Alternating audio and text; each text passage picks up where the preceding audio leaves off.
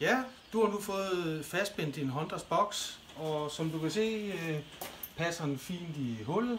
Og ja, altid vigtigt ikke at lade nøglerne sidde i. Det er dog ikke et pengeskab eller et våbenskab, men en transportkasse til våben.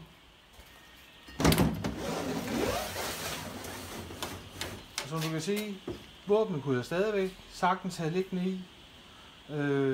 Her mangler der en del ting, alt efter hvad man har tilkøbt. Og man har tilkøbt en bundstykkasse og en ammunitionskasse, hvor man kan have sin ammunition stående i.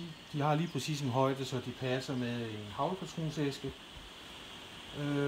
Og når man skal over grænser og værker, det er jo rart, at man kan aflåse tingene hver for sig. Heri er der lagt lige nu en 60 cm æggebakkeskum. Den vil jeg egentlig bruge, når jeg kun kører med mit haglgevær, men har jeg mit riffel med, så vil jeg tilkøbe 3 cm hårdt skum, som jeg vil skære ud til mit våben, så min riffel lå helt fast spændt, og jeg vil skære ud, så jeg havde til min lyddæmper og til bipod og remme og hvad vi nu ellers har med.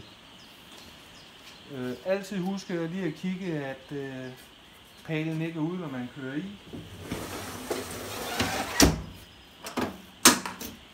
Låst. Tillykke med din nye boks.